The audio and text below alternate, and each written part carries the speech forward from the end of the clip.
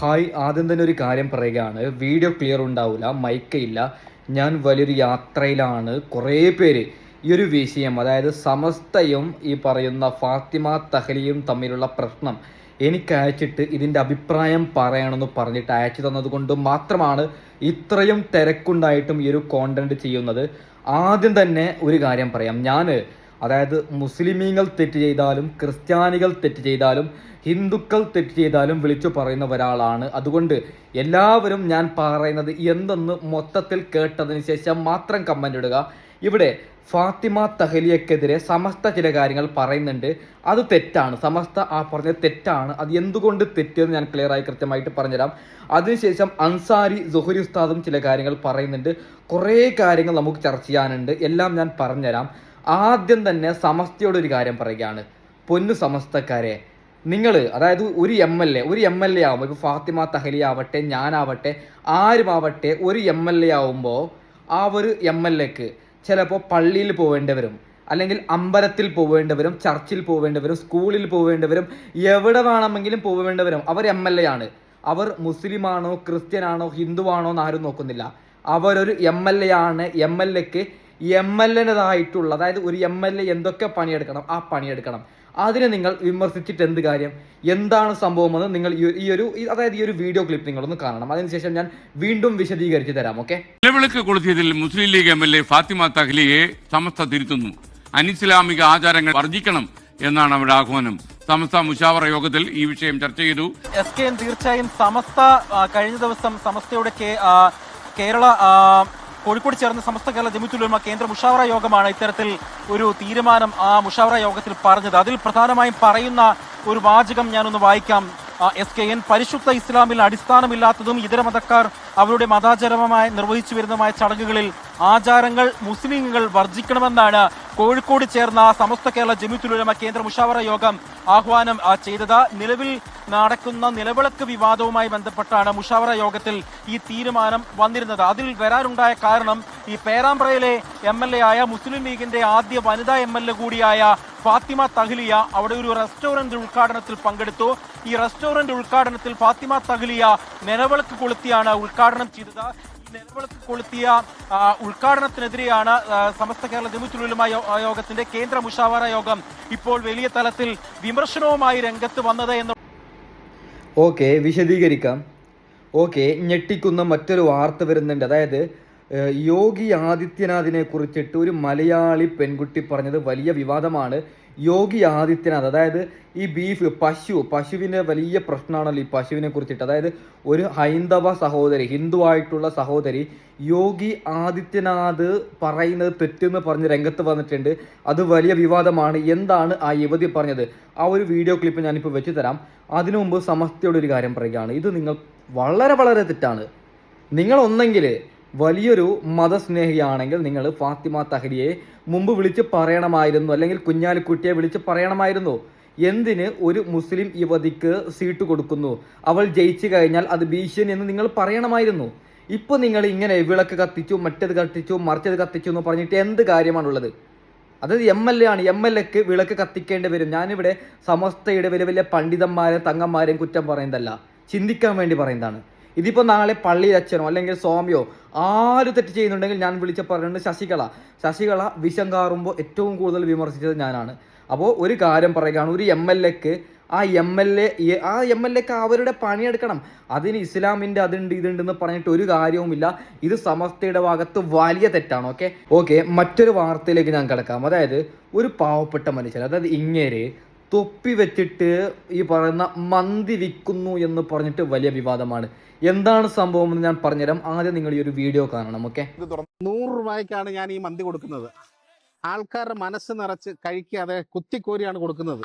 വെറും 100 രൂപയ്ക്ക്. വേറെ എവിടുന്നെങ്കിലും ഇതുപോലെ കൊടുക്കുന്ന കണ്ടിട്ടുണ്ടോ? അതെ, 100 രൂപയ്ക്ക് മന്തി വാരിക്കോരി കൊടുക്കാണ് ഇവിടെ. എനിക്ക് തോന്നുന്നു ഇത്രയും വിലക്കുറവിൽ മന്തി കിട്ടുന്ന ഒരു സ്പോട്ട് കേരളത്തിൽ വേറെ ഇല്ലെന്ന് തന്നെ പറയാം. ഒരു ക്വാർട്ടർ മന്തിക്ക് 230, 250 രൂപ വിലയുള്ളപ്പോൾ 100 രൂപയ്ക്ക് ഇത്രയും ക്വാണ്ടിറ്റിയിൽ മന്തി കൊടുക്കുന്നത് സത്യത്തിൽ നമുക്ക് അതിശയം തോന്നിപ്പോകും. അതും ചിക്കനൊക്കെ ഇത്രയും വില കൂടി കിടക്കുമ്പോൾ. ചിക്കൻ ഇനി 1000 രൂപ ആണെങ്കിലും ഞാൻ ഈ 100 രൂപയ്ക്ക് കൊടുക്കുകയുള്ളൂ. കാരണം ജനങ്ങളുടെ മനസ്സ് നിറയുക എന്നുള്ളതാണ് എൻ്റെ ലക്ഷ്യം. ഏകദേശം 1/4 മണിക്കൂർ കൊണ്ട് തന്നെ ഒരു ചെമ്പ് മന്തി ഇവിടെ തീരുന്നതാണ്. വിലക്കുറവായതുകൊണ്ട് തന്നെ ആളുകൾ ഇവിടുന്ന് 4-5 മന്തിയൊക്കെയാണ് മേടിച്ചുകൊണ്ട് പോകുന്നത്. 100 രൂപയ്ക്ക് നമുക്ക് നല്ല 2 പേർക്ക് സുഖമായിട്ട് കഴിക്കാം. ഒരു കുത്തിക്കോരി നമുക്ക് തരുന്നത് 100 രൂപയ്ക്ക് 2 പേർക്ക് കഴിക്കാനുള്ള ക്വാണ്ടിറ്റി ഉണ്ട്. എന്തായാലും ഒരാൾ ഈ മന്തി കഴിച്ചു തീർക്കില്ല, കാരണം അത്രയ്ക്ക് ക്വാണ്ടിറ്റി ഉണ്ട് ഇതിൽ. റൈസ് ആയാലും ചിക്കൻ ആയാലും എല്ലാം തന്നെ സൂപ്പർ ടേസ്റ്റ് ആയിരുന്നു. 100 രൂപയ്ക്ക് എന്തുകൊണ്ട് ലാഭമാണ് ഇതിന്റെ.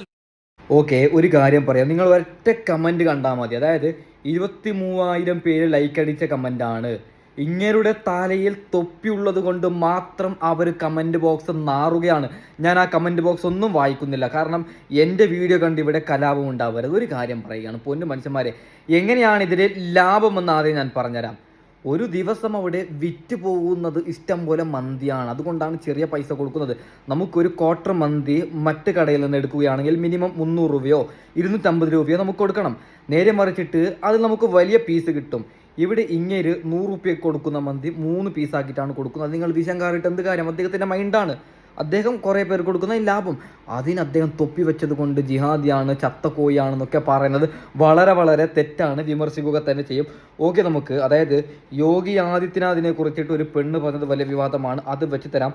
അതിനുശേഷം അൻസാരി ദുഹരി ഉസ്താദ് ഏറ്റവും അവസാനം അപ്ലോഡ് ചെയ്ത വീഡിയോ വലിയ വിവാദമാണ്. അതായത് അൻസാരി ദുഹരി ഉസ്താദ് വർഗീയത കൊണ്ടുവരുന്നുണ്ട്, അല്ലെങ്കിൽ അങ്ങനെയൊക്കെയാണ്. അതിലെന്തെങ്കിലും തെറ്റുണ്ടോ എന്ന് നിങ്ങൾ കമൻറ്റ് ചെയ്യണം. ഞാൻ അഭിപ്രായം പറയുന്നില്ല. നിങ്ങൾ ആ ഒരു വീഡിയോ ആദ്യം കാണണം. ഓക്കെ, അത് രാവിലെ തന്നെ കേരള പോലീസ് ഒരു രാജ്യദ്രോഹിനെ തൂക്കി 10 ലക്ഷം രൂപയുടെ കള്ളനോട്ടടിച്ച്.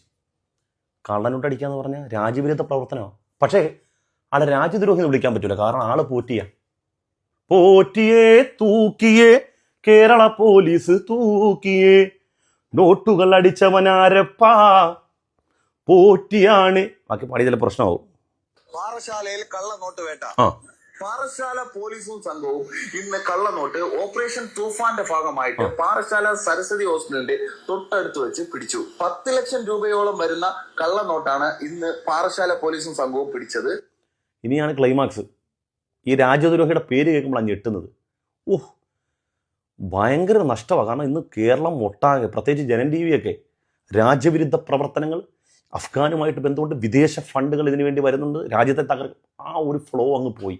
കാരണം പേര് കേട്ടപ്പോൾ ഞെട്ടിപ്പോയി. പ്രതികളിൽ ഒരാൾ ഇവിടെ ഒരു ക്ഷേത്രത്തിൽ വർക്ക് ചെയ്യാണ്. അമ്പമ്പൂ ഒന്നുകൂടി. ഒരാൾ ഇവിടെ ഒരു ക്ഷേത്രത്തിൽ വർക്ക് ചെയ്യാണ്. അഷ്ടമൻ പോറ്റി ജോത്സ്യൻ ശിവപാർവതി ക്ഷേത്രത്തിലാണ് വർക്ക് ചെയ്യുന്നത്. ശാസ്താം പടിക്കൽ പ്രവത്തു. പോറ്റിയുടെ അഡ്രസ് വരുന്നത് സരസ്വതി ഭവൻ പുനല്ലൂർ. 31 വയസ്സായ സജി സ്റ്റാലിന്റെ മകൻ ഇടവിള പുത്തൻവീട് പൂങ്കോട് ഭഗവതിനട. അച്ചു 34 വയസ്സ് പൂങ്കോട് ഭഗവതിനട. ടൂറിസ്റ്റ് പെർമിറ്റ് ഷിഫ്റ്റ് കാറിൽ തിരുവനന്തപുരം സൈഡിലോട്ടാണ് കള്ളനോട്ട് കൊണ്ടുപോയിക്കൊണ്ടിരുന്നത്. പാറശാലയിൽ ശശി ടീച്ചർ, ലക്ഷ്മി കാണത്ത്, പ്രതീഷ് വിശ്വനാഥൻ, എൻ്റെ കാളിച്ചേട്ടൻ അടക്കമുള്ളവരൊക്കെ മനസ്സിലാക്കേണ്ട ഒരു കാര്യം, തെറ്റ് ചെയ്യുന്നത് വ്യക്തിഗതമാണ്. അവൻ്റെ ആവശ്യത്തിന് വേണ്ടി ചെയ്യുന്നതാണ്. ഇവിടെയും മതം പറഞ്ഞുകൂടെ? ഇവൻ ഈ തെമ്മാടിത്തരം ചെയ്തതുകൊണ്ട് ഈ നാട്ടിലുള്ള മുഴുവൻ ഹിന്ദുക്കളും മോശക്കാരാവുക? ഞാൻ ചോദിക്കുന്നത് ആവുക? ഒരു തെറ്റ് കാണുമ്പോൾ ആ തെറ്റ് ചെയ്യുന്ന വ്യക്തിയിലേക്ക് മാത്രം ആ വിരൽ ചൂണ്ടുന്നതിന് പകരം ഒരു സമുദായത്തെ മോശമാക്കുന്നവന്മാർ എല്ലാവരും മനസ്സിലാക്കണം. ഇപ്പം ആരാ ഇത്? കള്ളനോട്ട്. ഇവൻ്റെ പേരെങ്ങാണൊന്ന് മാറിയിരുന്നെങ്കിൽ ഇപ്പം എന്ത് പറഞ്ഞേനെ? രാജ്യത്തെ തകർക്കാൻ പോകുന്നു, ഇതിൻ്റെ പിന്നിൽ വിദേശ ഫണ്ടുകളുണ്ട്, പാകിസ്ഥാൻ ബന്ധം. എന്താ ഇവനിക്ക് ഏത് രാജ്യവട്ട ബന്ധം? ഇവൻ ഈ കള്ളപ്പോറ്റിക്ക് ആരോട്ട ബന്ധം? 10 ലക്ഷം രൂപയുടെ കള്ളനോട്ട്. ഇതിനു മുമ്പ് നിങ്ങളുടെ പ്രധാനപ്പെട്ട ഒരു നേതാവിനെ കൊടുങ്ങല്ലൂരിൽ നിന്ന് പിടിച്ചു, ഓർമ്മയുണ്ട? റിസർവ് ബാങ്ക് ഗവർണർ അവിടുന്ന് പിടിച്ചിരുന്നു കള്ളനോട്ട് അടിച്ചിട്ട്. എങ്ങനെയുണ്ട്? പോറ്റിയെ തൂക്കിയേ കേരള പോലീസ് തൂക്കിയേ. ഓക്കെ, അൻസാരി ദുഹരി ഉസ്താദ് പറഞ്ഞത് ഇങ്ങനെയാണ്. ഞാനൊന്നും പറയുന്നില്ല, നിങ്ങൾ തന്നെ കമൻ്റ് ഇടണം. ഓക്കെ, ഇതിൽ എന്തെങ്കിലും തെറ്റുണ്ടോ ശരിയുണ്ടോ എന്ന്. ഒരു യോഗി ആദിത്യനാഥിനെ കുറിച്ചിട്ട് ഒരു ഹിന്ദു ആയിട്ടുള്ള പെൺകുട്ടി പറഞ്ഞത് ചില വിവാദമാണ്. ഏതായാലും നിങ്ങളത് കാണണം, ഞാൻ വെച്ച് തരാം. ഓക്കെ, വിശുദ്ധ പശുവിനെ ദേശീയ മൃഗമായിട്ട് പ്രഖ്യാപിക്കണമെന്ന് വിവിധ മുസ്ലിം സംഘടനകൾ ആവശ്യപ്പെടുണ്ടായി. അത്തരം ഒരു ആവശ്യം മറ്റൊന്നുകൊണ്ടല്ല, അത് വിശുദ്ധ പശു മാത്രമല്ല, അല്ലെങ്കിൽ ഗോമാതാവ് മാത്രമല്ല, രാഷ്ട്രമാതാവ് എന്നുള്ള രീതിയിലാണ് ഇവിടെ സംഘപരിവാരം പറയാറ്.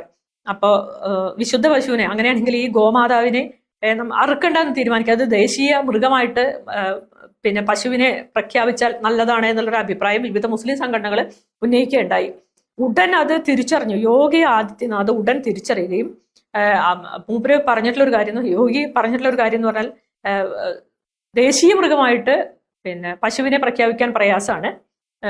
ദേശീയ മൃഗമല്ല, അത് രാഷ്ട്രമാതാവാണ്. രാഷ്ട്രമാതാവിനോടുള്ള ബഹുമാനവും സ്നേഹവും ഒക്കെ ഞങ്ങളുടെ മനസ്സിലുണ്ട്. അമ്മയും മക്കളും തമ്മിലുള്ള ബന്ധം ഔപചാരികമായിട്ട് പ്രഖ്യാപിക്കേണ്ട എന്നുള്ളത് കൊണ്ട് തന്നെ ദേശീയ മൃഗമായിട്ട് ഞങ്ങൾ പശുവിനെ പ്രഖ്യാപിക്കില്ല എന്ന് ആദിത്യനാഥ് പറഞ്ഞിട്ടുണ്ട്. അത് നമ്മൾ മനസ്സിലാക്കേണ്ട ഒരു കാര്യം എന്താ വെച്ചാൽ, പണം കിട്ടണമെന്നുണ്ടെങ്കിൽ പശുവിനെ കൊല്ലുകയും കയറ്റുമതി ചെയ്യേണ്ടതുണ്ട്. ബീഫ് കയറ്റുമതിയാണ് UP-യുടെ ഒരു പ്രധാന വരുമാന മാർഗം, അല്ലെങ്കിൽ ഇന്ത്യയുടെ പല ഭാഗങ്ങളിൽ നിന്നുള്ള വരുമാന മാർഗം. അതുകൊണ്ട് തന്നെ മൊത്തത്തിൽ പണം കിട്ടുമെങ്കിൽ ഒരു മാതാവും ഇല്ല, ഒരു വിശുദ്ധിയില്ല. അപ്പൊ വിശുദ്ധ പശുവല്ല, ഗോമാതാവും അല്ല, ഞങ്ങൾ ബീഫ് കയറ്റുമതി ചെയ്യും. അതുകൊണ്ട് ഞങ്ങളെ സംബന്ധിച്ചിടത്തോളം ഈ ഹലാൽ എന്ന് പറയുന്നതും ഗോമാതാവ് എന്ന് പറയുന്നതും ഒക്കെ ഇവിടുത്തെ മുസ്ലിങ്ങളെ അടിക്കുന്നതിന് വേണ്ടി മാത്രമല്ല, അത് നമ്മൾ മനസ്സിലാക്കേണ്ടതാണ്. ഇവിടുത്തെ മുസ്ലിങ്ങൾക്ക് എതിരമായിട്ടുള്ള വലിയ വംശീയ കലാപങ്ങൾ നടത്തുന്നതിന് വേണ്ടിയിട്ട്, മുസ്ലിങ്ങളെ കൊല്ലുന്നതിന് വേണ്ടിയിട്ട് നമുക്കറിയാം ഒരുപാട് പേര്, അഖ്ലാഖ് മുതൽ ഒരുപാട് മനുഷ്യർ കൊല ചെയ്യപ്പെട്ടിട്ടുണ്ട്. അപ്പൊ ഇത്തരം കൊലകൾക്ക് വേണ്ടിയിട്ടുള്ള, പശുക്കടത്തിന്റെ പേരിൽ കൊല ചെയ്യപ്പെട്ട ഒരുപാട് മനുഷ്യരുണ്ട് ഇന്ത്യയിൽ.